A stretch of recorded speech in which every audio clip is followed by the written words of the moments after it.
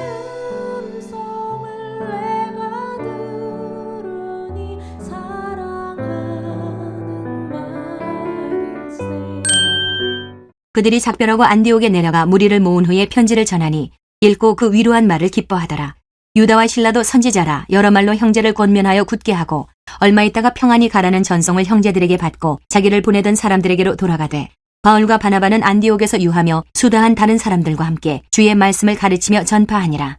며칠 후에 바울이 바나바더러 말하되 우리가 주의 말씀을 전한 각 성으로 다시 가서 형제들이 어떠한가 방문하자 하고 바나바는 마가라는 요한도 데리고 가고자 하나 바울은 밤빌리아에서 자기들을 떠나 함께 일하러 가지 아니한 자를 데리고 가는 것이 옳지 않다 하여 서로 심히 다투어 피차 갈라서니 바나바는 마가를 데리고 배 타고 구브로로 가고 바울은 신라를 택한 후에 형제들에게 주의 은혜에 부탁함을 받고 떠나 수리아와 길리기아로 다니며 교회들을 견고하게 하니라. 바울이 더베와 루스드라에도 이름에 거기 디모데라 하는 제자가 있으니 그 어머니는 믿는 유대 여자요 아버지는 헬라인이라. 디모데는 루스드라와 이고니온에 있는 형제들에게 칭찬받는 자니 바울이 그를 데리고 떠나고자 할새 그 지역에 있는 유대인으로 말미암아 그를 데려다가 할례를 행하니 이는 그 사람들이 그의 아버지는 헬라인인 줄 다 알미러라. 여러 성으로 다녀갈 때에 예루살렘에 있는 사도와 장로들이 작정한 규례를 그들에게 주어 지키게 하니 이에 여러 교회가 믿음이 더 굳건해지고 수가 날마다 늘어가니라. 성령이 아시아에서 말씀을 전하지 못하게 하시거늘 그들이 부르기아와 갈라디아 땅으로 다녀가 무시아 앞에 이르러 비두니아로 가고자 애쓰되 예수의 영이 허락하지 아니하시는지라. 무시아를 지나 드로아로 내려갔는데 밤에 환상이 바울에게 보이니 마게도냐 사람 하나가 서서 그에게 청하여 이르되 마게도냐로 건너와서 우리를 도우라 하거늘 바울이 그 환상을 보았을 때 우리가 곧 마게도냐로 떠나기를 힘쓰니 이는 하나님이 저 사람들에게 복음을 전하라고 우리를 부르신 줄로 인정함이로라.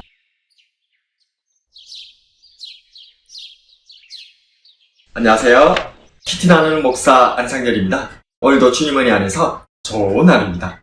오늘은 사도행전 15장 30절에서 16장 10절을 통해서 순조로우십니까? 라는 제목으로 은혜를 나누겠습니다. 우리 모두는 순조롭길 원합니다. 형통하길 원하는 것이죠. 하나님을 믿는다면, 예수님의 인도하심을 받는다면 당연히 순조로워야 한다고, 형통해야 한다고 생각합니다. 그렇다면 대체 무엇이 순조로운 것일까요? 바울과 바나바 선생님은 이방인들 전도 중에 바리새파 그리스도인들의 반발에 부딪혔습니다. 모세의 법대로 할례를 받아야 구원받는다는 내용이었죠. 이 때문에 예루살렘 공의회가 소집되었고 다행히 베드로와 야고보 사도의 지지를 받아 이방인도 유대인과 동일하게 주 예수의 은혜로 구원받기에 더 이상 율법과 할례 등으로 괴롭게 하지 말도록 각 회당에 편지하게 됩니다. 이에 기쁨으로 선교여행을 떠나는 바울과 바나바 선생님은 선교 사역을 중도 포기했던 마가 요한의 문제로 서로 심히 다투어 갈라지게 되었죠. 사도발 선생님이 더베와 루스드라에 갔을 때 거기서 루스드라와 이고니온 형제들에게 칭찬받는 디모데를 만났고 예루살렘에서 디도에게는 할례를 받지 못하도록 한 것과는 달리 디모데에게는 할례를 행했습니다.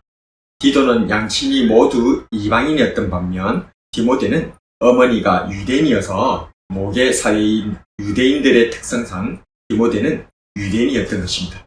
그래서 사도발 선생님의 전도 전략인 고린도전서 9장 20절에서 21절에서와 같이 유대인들에게는 유대인같이 이방인에게는 이방인같이 복음 전했던 것입니다.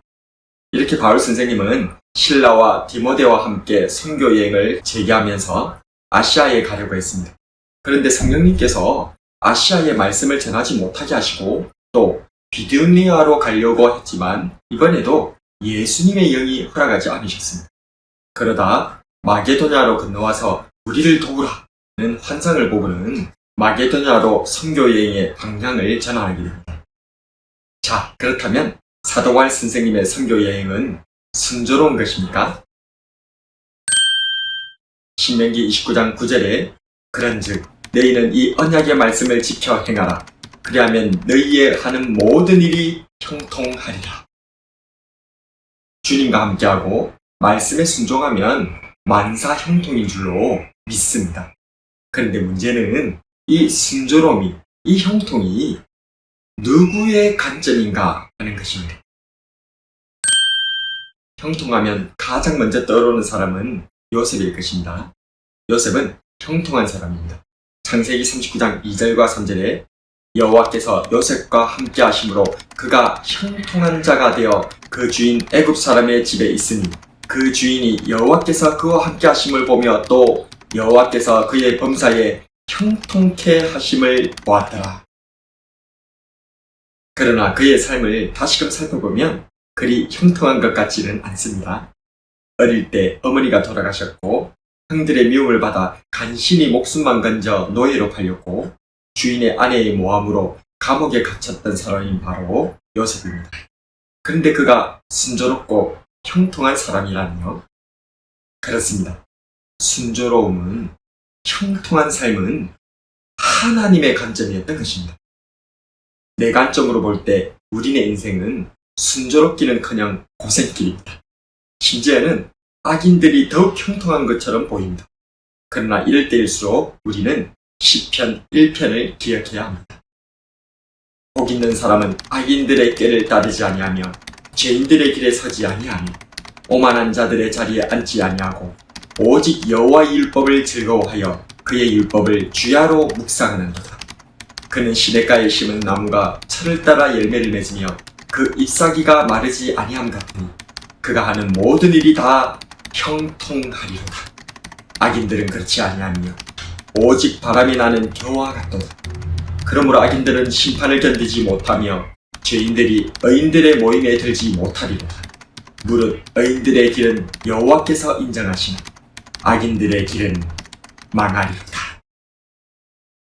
잠언에서 말씀하시길 너는 악인의 형통을 부러워하지 말며 그와 함께 있기도 원하지 말지어다. 너의 마음으로 죄인의 형통을 부러워하지 말고 항상 여호와를 경외하라. 예수님을 믿으십시오. 그러면 구원을 얻게 될 것입니다. 하나님을 존중하십시오. 그러면 존중이 여김을 받게 될 것입니다. 이사야 48장 15절에 나 곧 내가 말하였고 또 내가 그를 부르며 그를 인도하였나니 그 길이 형통하리라. 오늘 우리는 순조로운 인생, 형통한 삶에 대해서 묵상해 보았습니다. 무엇이 순조롭고 형통한 삶일까요? 예수님과 동행하고 주님 말씀에 순종하면 형통할 줄로 믿습니다. 그러나 이 형통은 내 관점이 아니었습니다. 형통은 하나님의 뜻이 이루어지는 것이었습니다. 비록 내가 보기엔 순조롭지 않다고 할지라도 내 삶 속에서 우리의 가정과 교회 속에서 하나님의 뜻이 이루어지기를 소원하는 저와 여러분이 되길 주님의 이름으로 축복합니다.